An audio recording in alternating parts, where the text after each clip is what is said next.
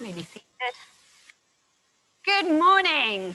My name is Ruth. I'm one of the pastors here, and I want to welcome you to week 2 of our series, When Everything Seems Broken. I think we have a graphic for that. Yeah, we can. I don't know what that phrase communicates to you, when everything seems broken. I hope that you think, no, actually, there's lots in my life right now that's really good and beautiful and positive and happy.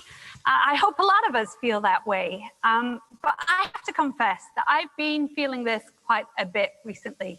I wouldn't say everything's broken, but you only have to listen to the news for just a little while to realize there is a lot right now that seems broken in our world. And that sense of brokenness is perhaps not all out there in the big wide world. We might feel it in here too. We might feel that we're feeling a little bit broken right now. And yet, as Kevin mentioned, we aspire to be a community of hope and transformation. So how can we have hope? How can we communicate hope to others in an authentic way when, let's say, almost everything seems broken? And that, of course, is what this series is all about. How do we embody good news in a time like this that can seem pretty dark? How do we do that in a genuine way without getting all weirdly religious? Because although the word gospel means good news, people who go to church, people who follow Jesus are not always considered to be good news. I don't know if you've noticed that. My family was up, and we were up in New York a couple of weeks ago, and we had to take a metro train. And I was feeling a little bit uneasy. It wasn't at all crowded, and actually just about everyone had a mask on. But I was feeling, a little not great about it until this guy came on our carriage and started to tell us how we were all going to hell. Mainly, it seemed because of various sexual sins that he felt the need to describe in some detail, much to the amusement and I think embarrassment of my teenage kids. I didn't take a poll, but I would say from the body language and from certain choice comments, people didn't feel any better for that guy talking to them that day. I don't think anyone went home and thought, I am so glad that guy was on my train this evening. He was not good news. Now, I don't think many of us go around telling people they're going to hell, least of all perfect strangers on a train. I'm certainly hoping not going into the kind of details he was. But it hit me really hard in that moment that religious people who go to church, people who claim to follow Jesus, feel the need to preach at people a lot. Generally, we think it's our job to tell people how to live, regardless of whether they want to listen. Author and minister Adam McHugh describes the church this way: we consider ourselves experts on topics without anything more to learn. We tell God what to give rather than we participate by speaking and sharing, and we assert our identities by taking verbal stands. We shout our messages from the rooftops without knowing who is listening and what they need. We view others as projects rather than people with unique stories to be heard. We consider our great Christian task to be preaching rather than assuming the listening posture of a servant. I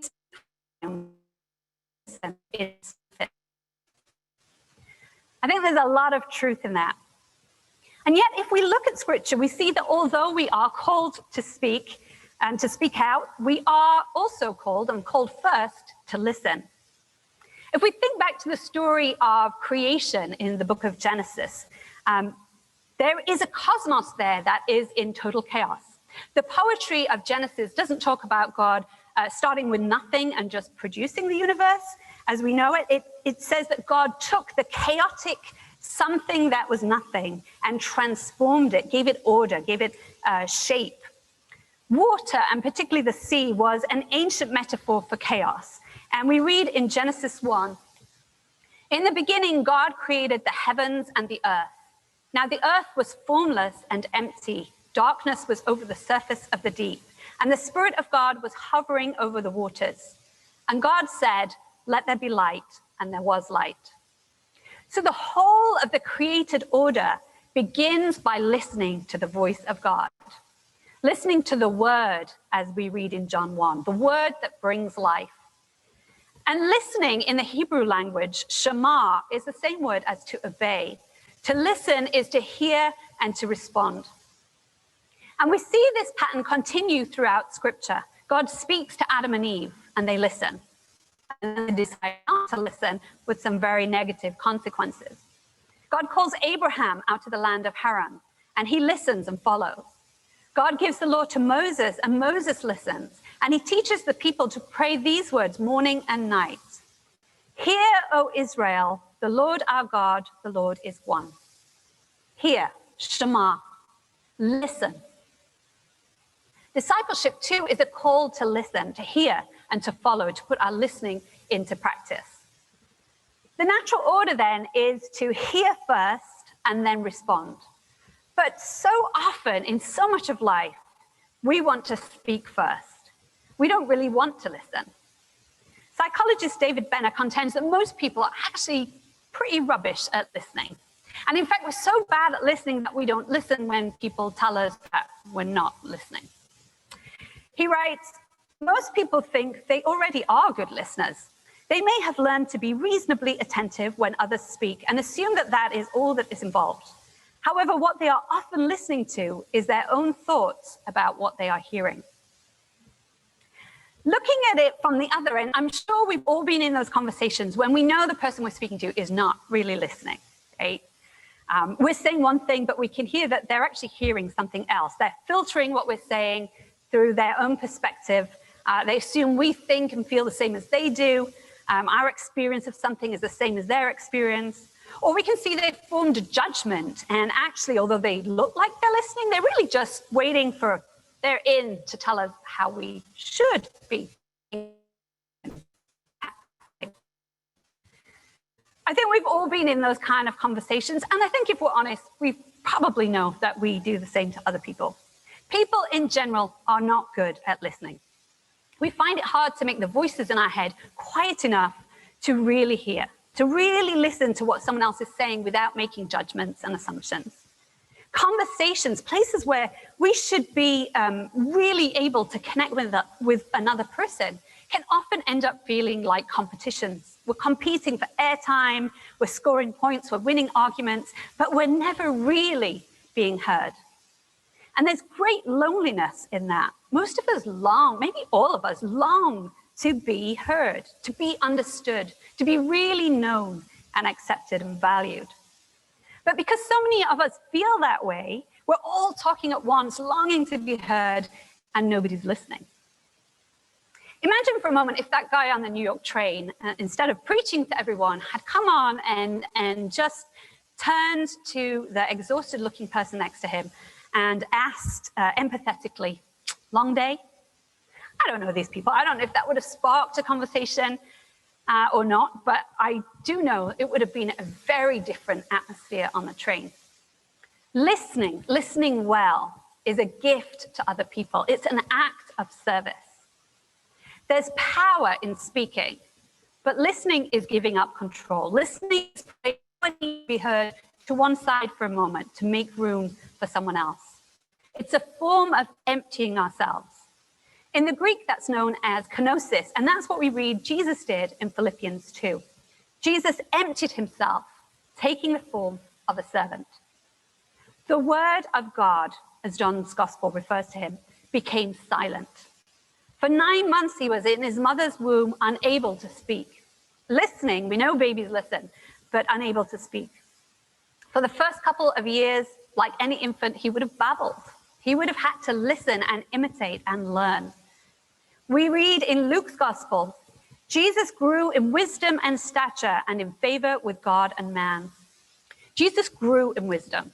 He wasn't born fully developed, all wise, fully, reasoning as an adult. He was a baby, and then he was a little kid, and then he was a young man, listening and learning. We're going to look this morning at a story from early in Jesus' public ministry, where maybe we see some of that listening and learning going on. It's the story of the Syrophoenician woman, a foreigner, who comes to ask Jesus to heal her daughter. But before we read that story in Mark chapter 7, let's look at the context from that gospel account. The story also appears in Matthew's gospel, but we're mainly going to focus on Mark's account. So in the first few chapters of Mark, if you could put the map up, we have Jesus in the first few chapters has spent almost all his time here. He just takes one quick trip across the Sea of Galilee to Gergesa, but most of his time is spent in this area of Galilee that we looked at actually in the last series, between Capernaum and Nazareth, his hometown. And during this time, as you might also remember from our last series, Jesus encountered a woman who had been hemorrhaging. She'd been bleeding for 12 years, a woman who was considered unclean because of her condition, and who was absolutely desperate.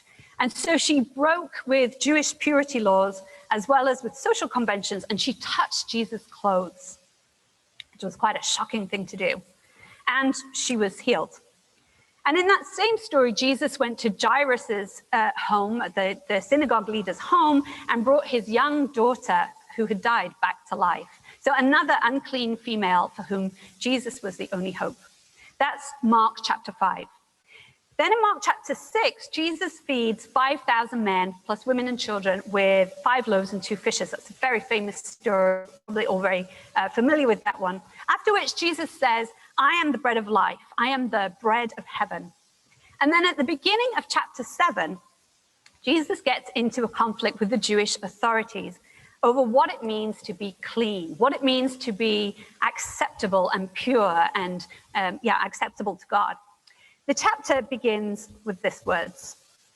The Pharisees and some of the teachers of the law who had come from Jerusalem gathered around Jesus and saw some of his disciples eating food with hands that were unclean, that is, unwashed. The Pharisees and all the Jews do not eat unless they give their hands a ceremonial washing, holding on to the tradition of the elders.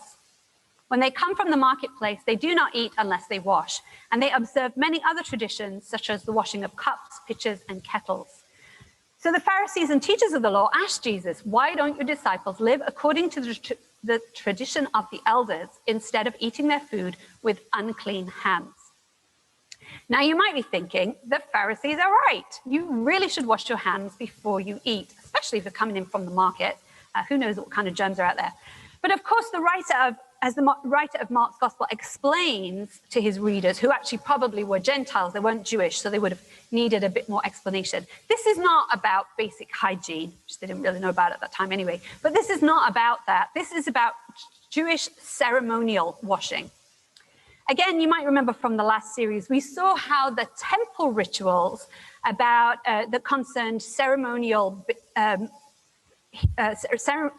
cleaning.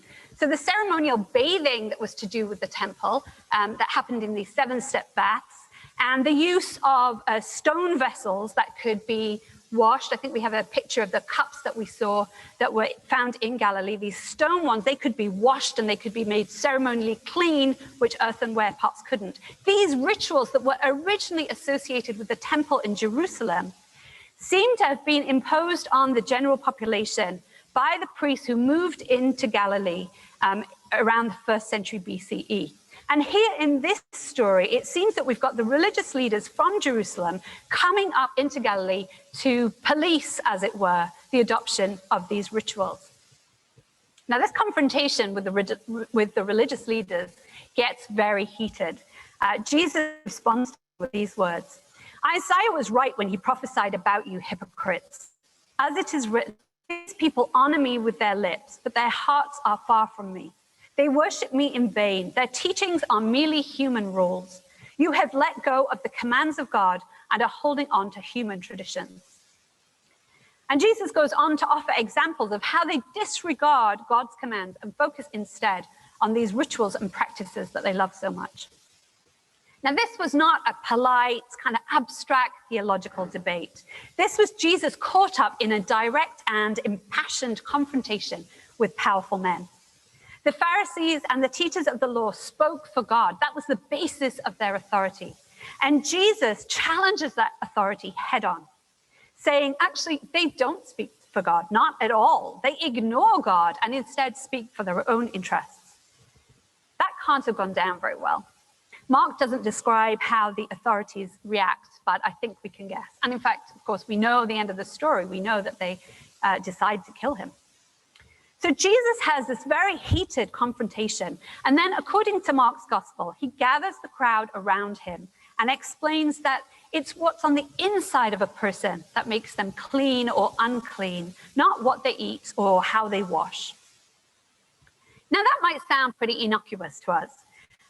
But the thing is, a lot of the stories of the most beloved martyrs at that time were stories of Jews who were tortured and killed for refusing to eat unclean food. Usually it was pork. So is Jesus really saying here that these martyrs, these national heroes, died in vain, that wasn't what counted? Don't these rituals actually represent what it is to be Jewish, what it is to be God's chosen people, to be acceptable to God? Again, Mark doesn't tell us how the crowds respond, but it's probably unlikely to have been a popular sentiment that Jesus was expressing here. It challenges the Jewish people's very sense of identity. So Jesus leaves the crowds and goes into a house, and his disciples come to him and say, "We don't get it." And Jesus' response is rather blunt. He responds to them, "Are you so dull?" I like the Message version of this. It's even more to the point. "Are you being willfully stupid?" Ouch, that hurts. I'm sure that hurt the disciples actually to be rebuked, so obviously rebuked. But you also get the impression that Jesus is hurting. This matters. This is important stuff. This is about what it means to be in a right relationship with God, what it means to be God's people, to live in God's kingdom. This is what Jesus is all about. And the religious authorities are totally opposed to what Jesus has got to say. The writing really is already on the wall with them. And the crowds are probably struggling with it, but at least he's got his disciples, right, to take this message into the whole country. They get it. No, they don't get it either. I wonder just how lonely Jesus must have felt at that moment, how frustrated, how afraid even, not just afraid for his disciples' physical safety and his own, having confronted so obviously the very powerful religious authorities, but possibly even afraid that this mission is going to fail because nobody seems to get it. And so Jesus leaves Galilee, a Jewish region. Let's show the map again. So he leaves this part, this Jewish area, and goes up here around Tyre. So this is in Gentile, non-Jewish territory in the north. It was historically had been quite hostile territory, but it's the Roman province of Syria, which today is in Lebanon, not in Syria. It's a little confusing, but he goes up there and possibly out of fear, as we said, for physical safety, but also we get the impression that he's going there just to get away from it all, to get away from the opposition, to get away from the constant demands of the crowds that gather everywhere he goes. He needs some time and space to be alone, to pray, to think, to rest. Last week, we talked about the balance between the outward and the inward, how Jesus taught and healed crowds, but also withdrew. And here we see that. We see him withdrawing.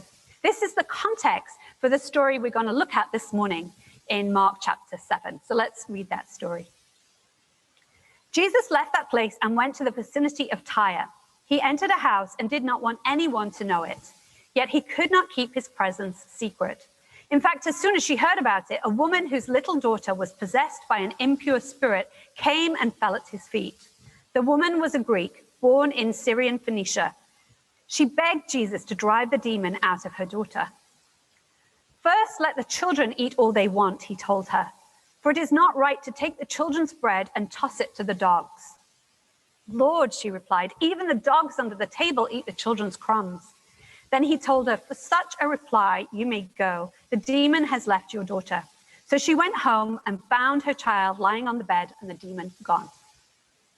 This is a difficult passage. It's actually a very controversial passage. Lots and lots of blogs out there about this passage, because Jesus seems to be quite rude to this desperate woman who comes to him for help. He calls her a dog. So let's break it down a little bit and see what's going on here. First, we're told that this woman is a Greek born in Syrian Phoenicia. That phrasing suggests that she's of Phoenician ethnicity and has the status of a citizen. So therefore, she's probably relatively well-to-do. And she has a little daughter with an unclean spirit. I'm sure that wouldn't be the modern diagnosis. I don't know what was wrong with her daughter. Maybe she had epilepsy or some kind of a mental health issue, or, who knows? We don't know at all. But in that time, whatever was wrong with her daughter, in that culture of the day, she was considered unclean. An unclean daughter of an unclean woman, given that she's a Gentile, desperate for Jesus' help.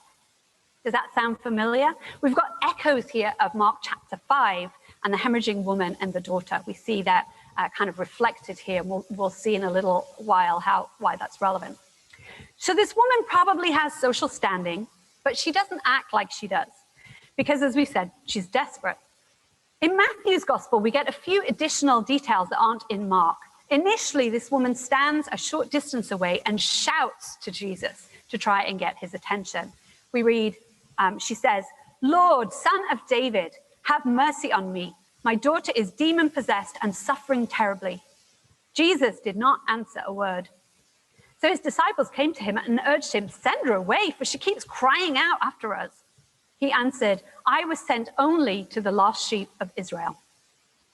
So this woman yells at Jesus from across the way. She doesn't care about decorum. She needs help, and she knows Jesus can help her. In fact, she uses the words that a beggar typically would cry, "Have mercy on me." And Jesus ignores her. He doesn't say a word. And the disciples, well, they're just annoyed with her. They just want to get rid of her. So she goes into the house, crossing conventional lines, and throws herself at Jesus' feet. This woman of status humbles herself before this young itinerant Jewish rabbi. And Jesus responds with these words, "For it is not right to take the children's bread and toss it to the dogs." Chances are this would have been familiar language to the woman. The Jews often refer to themselves as the children and Gentiles as dogs, particularly Greeks who kept pet dogs, which Jews did not. Now, Jesus softens the language a little. He uses the diminutive form, so in effect, he calls her a puppy dog. But still, this is an insult. He's calling her a dog, which makes this text rather problematic. So how are we to understand this? Well, there are many interpretations, and some of them I don't think are very helpful. For example, some commentators say, well, next to Jesus, we're all dogs. We're all wretched worms, and none of us has the right to Jesus and say exactly what he likes. But in the Gospels, we don't see Jesus just saying exactly what he likes. Although Jesus calls out religious hypocrites, he's generally portrayed as being very kind, very compassionate, particularly with marginalized people, such as women, and particularly with people who are hurting and who are in need of help. So I think we can disregard that interpretation. I don't think it's helpful. Other commentators say Jesus is racist and bigoted and rude, and this woman had to stand up to him. That's actually quite a popular interpretation right now. I was kind of surprised. But I have to say, for me, that does not ring true at all. We don't see that anywhere else in Scripture. And even according to Mark's Gospel, this is not the first Gentile that Jesus has healed. And here he is in Gentile territory. He voluntarily went into Gentile territory. He doesn't avoid Gentiles, which actually stands in stark contrast to observant Jews of his time. So personally, I don't hold with that view either. But there are various other interpretations that I think are possible and are helpful, and that are not mutually exclusive. I think there's truth in all of them. So we're going to look at 3 of those today. The first is the suggestion that Jesus is teaching his disciples a lesson by letting this woman demonstrate the faith that she has in a way that would be shocking and therefore memorable for the disciples. The disciples have been urging Jesus to send her away. She's nobody to them. She's a heathen foreign woman, and she's just annoying, actually. Just get rid of her. And Jesus uses proverbial language of the time with which I think that the disciples would have fully agreed. Jesus has declared himself to be the bread of heaven, the bread of life. And he says that the bread is for the children, it's for the Jews. It's not for the dogs. Isn't that right, guys? I'm sure, I can imagine them all. Yes, that's right, Jesus, get rid of her. In this interpretation, Jesus sees this woman as a person of real faith. She's called him Lord, Son of David. She recognizes who he is and his power to heal. And so Jesus cues her up to demonstrate faith and to refute the disciples' prejudices, which she does. She demonstrates what Jesus refers to as great faith. And because of her response, her daughter is healed. The Jewish religious authorities had rejected Jesus. They were the ones who were meant to speak for God. They were the ones who knew God's will, and they reject Jesus outright. The Jewish crowds, the people who were following him, they didn't get it. Even his disciples, they were dull or perhaps willingly stupid. Here she is, an outsider. She's foreign, she's Gentile, she's a woman, and she gets it. This woman sees that Jesus is not interested in religious purity. He's not limited by ethnic divides. He doesn't have that exclusivity. He's bringing life and healing to anyone who will receive it. And so she takes Jesus' language of children and dogs and says, even the puppy dogs get the scraps. And Jesus agrees with her, much, I'm sure, to the disciples' surprise. A second interpretation looks at this exchange through the lens of honor and shame, which, of course, were and still are, to some extent, very important cultural considerations in that part of the world. The woman, a citizen, possibly pretty well-to-do, has surrendered her honor out of love for her little daughter. She's come out unaccompanied into a public space, which respectable women would not do. She shouted across the way to Jesus, a male stranger, using words typically used by beggars. And then she's thrown herself at Jesus' feet. In this culture, she has behaved shamefully. But Jesus doesn't withdraw from her all horrified. He doesn't send her away dismissively. Rather, he engages her in a debate, thereby treating her as an equal and helping to restore her honor, which of course would have been very shocking for a Jewish male to do, to treat a foreign woman, a supposedly despised foreign woman, as an equal. This again has got similarities with the story a couple of chapters ago about the woman who bled for 12 years, who was unclean, who dishonorably crossed social barriers by coming into a public space and touching Jesus's clothes. There too, he spoke with the woman. He listened to the woman and praised her faith, elevating her from someone who was shameful to someone who actually was honorable and was a model of faith for other people. But in this story, Jesus goes even further and engages the woman in what Professor David De Silva terms a social game of challenge and riposte. He writes this: the challenge riposte is essentially an attempt to gain honor at someone else's expense by publicly posing a challenge that cannot be answered. When a challenge has been posed, the challenged must make some sort of response, and it falls to the bystanders to decide whether or not the challenged person successfully defended his honor. The Gospels are full of these exchanges, mainly posed by Pharisees, Sadducees, or other religious officials at Jesus, who were an upstart threatening to steal their place in the esteem of the people. So in this interpretation, Jesus graciously offers the woman an opportunity to respond to a challenge, to best him, as it were, publicly, and therefore regain her honor. And we see that in this conversation. When the woman responds, Jesus doesn't explain further or argue in any way. He readily succeeds that she's won. He says, because of your answer, basically you've won. You get what you asked for. Your daughter is healed. And a third and final interpretation that we're going to look at, and again, I don't think these are mutually exclusive. I think there's truth in all of them. The third explanation is that Jesus listens and learns. In Matthew's account, when the disciples asked Jesus to send the woman away, he says, I was sent only to the lost sheep of Israel. Similarly, a few chapters earlier in Matthew chapter 10, Jesus sends out his disciples saying, do not go among the Gentiles or enter any town of the Samaritans.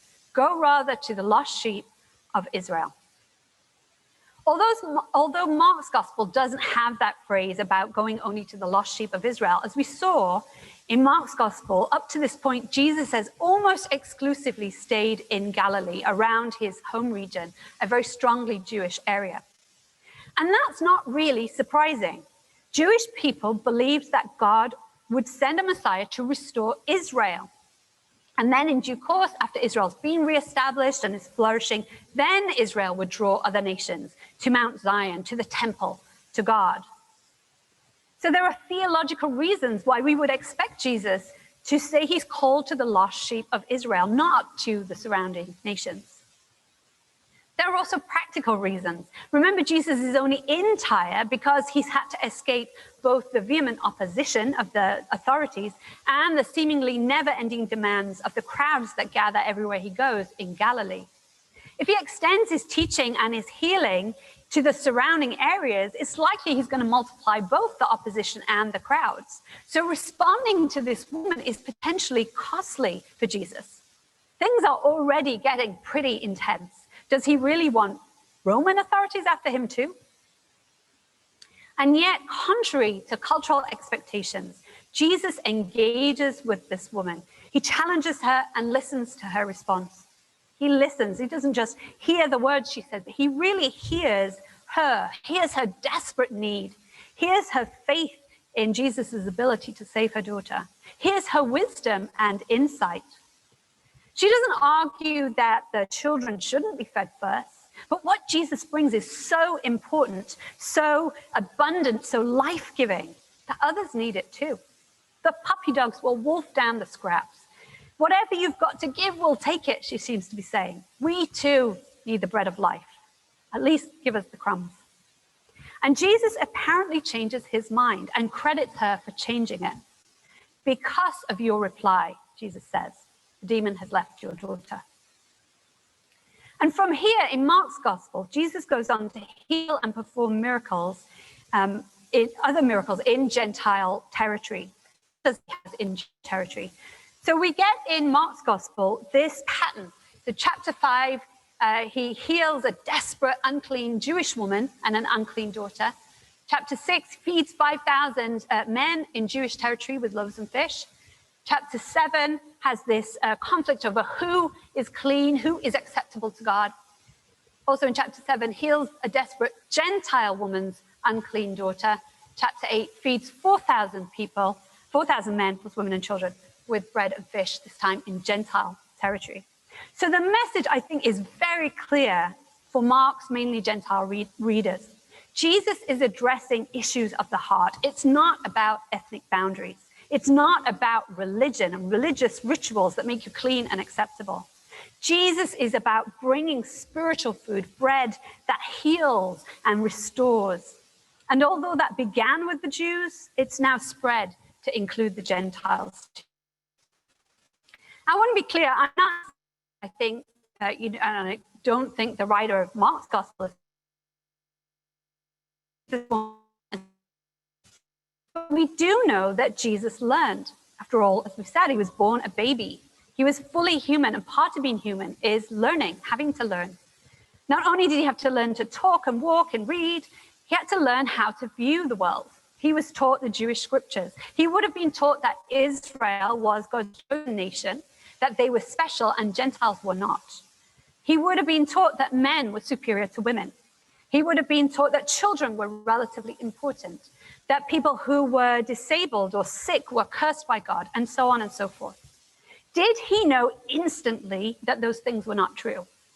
Or was it when he met Gentiles and lepers and sinners that he saw them for who they were, people made in God's image, equally loved and special? We don't know. We really don't. The Gospels don't tell us, or tell us very, very little about Jesus' development as a child and as a young man. What did Jesus know when is a question we really don't have an answer for. But it seems from some passages that Jesus has a growing awareness of who he is and what his mission is all about. From events such as his baptism and the account of temptations in the wilderness and the transfiguration, these stories suggest a growing awareness for Jesus of what it meant for him to be the Messiah, rather than Jesus having it all perfectly laid out for him at the outset. And we know from other scriptures that there were at least some times when Jesus changed his mind, in addition to the one we've just read. At the wedding in Cana, we looked at a few weeks ago, about a month ago, Jesus's mother asked Jesus to do something about the fact that all wine has run out. And initially he resists. He's saying, my hour has not yet come. But then, of course, we know he goes on and does intervene and turns about 150 gallons of water into fine wine. Similarly, in John chapter 7, Jesus tells his brothers that he's not going up to the festival in Jerusalem. I don't think he's lying here, but he certainly changes his mind because then a little bit later he goes on up. And Jesus says in John chapter 5 that he only does what he sees the Father doing. Like an obedient Jewish son, he's an apprentice to his father. He watches his father and imitates him. He learns from him. And here in the story of this Syrophoenician woman, I think we see Jesus not only listening to the woman and hearing her need and her faith, but also listening to the Father. Although the work began with the Jews, it seems actually it is now time to go into the surrounding Gentile areas. They are ready for his message, or at least some of them are, as evidenced by this woman. Jesus says repeatedly in the Gospels, those who have ears to hear, let them hear. I think we often read it that and think of it kind of as a bit of as a rebuke. You know, you've got ears, why aren't you listening, kind of thing. But perhaps actually this is an invitation to listen and to be open and curious. Perhaps Jesus wants to share with us an attitude of openness that he has grown to embody and to really value. Jesus engaged with this foreign woman who was behaving shamefully. Despite his own exhaustion and all the cultural barriers in place, Jesus values her, offers her a challenge, and then listens to her response. He's willing to be changed by what she has to say. And maybe he even learns more about the Father's way of working through listening to her. The writer of Matthew's Gospel records that when the woman approached Jesus and yelled repeatedly at him to have mercy, Jesus didn't say a word. The writer doesn't provide an explanation, so we don't really know, what was on there. But it seems reasonable, perhaps, to guess, given the context, that Jesus, being fully human, was simply exhausted. And perhaps he was also frustrated that he's been found when he was trying to stay hidden and when he really, really needed to stay hidden and to get some rest. Perhaps that's why he needed the extra prompting of his disciples, wanting to send her away before he roused himself enough to respond. So what can we learn from all of this? What does it teach us about listening to ourselves and others, which is the title of the message today? Well, first, I think we need to listen to ourselves. We may be exhausted and need to rest and recenter.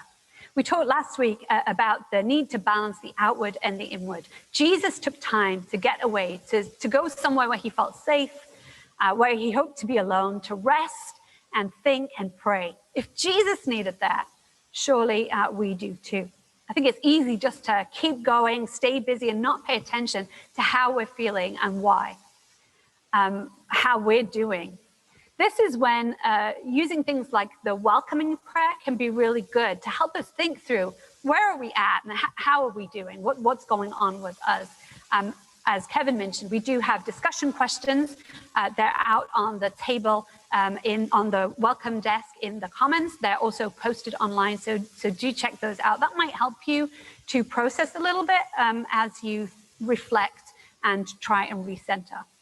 If you want an opportunity to do some of that inner work in a small group, we have 2 emotional support groups that will begin on Tuesday at 7 o'clock. One's online and one's here in person. They're going to be led by Amy and Roger, who are professional counselors. So do check those out. There's more information in the flyers and on the website. Do sign up for those if you'd like to come to those. So we need to listen to ourselves. Second, if we are feeling tired and anxious, then the chances are we will not be as sensitive to the needs of others as we would usually be. So we might need to listen extra hard at this time. We might need to make an extra effort to stay open to people, to be extra gracious to those around us. Third, listening is a gift to others. It's an act of service and love. Listening elevates the speaker. It honors them. Listening, really listening to another person rather than to the voices in our head, is a loving thing to do. Author and theologian David Augsburger wrote, "Being heard is so close to being loved that for the average person, they are almost indistinguishable." Can we listen like Jesus even when we're tired? Can we be open to different views, different experiences, different perspectives to our own?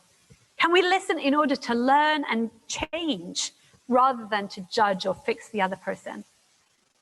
That kind of listening takes practice. We have to train our minds to be quiet enough that we can really hear. I'm not great with acronyms. I tend to forget what they stand for, but one I do like is WAIT, W-A-I-T. Why am I talking? It's a good one to keep in mind when you're trying to listen to someone and you suddenly realize, actually, I'm doing most of the talking here. As the saying goes, good listening starts with the scandalous premise that this conversation is not about you. And finally, not only are we encouraged to listen to ourselves and to others, but God invites us into God's ongoing eternal conversation. God listens because God is love, and that's what love does. Love listens.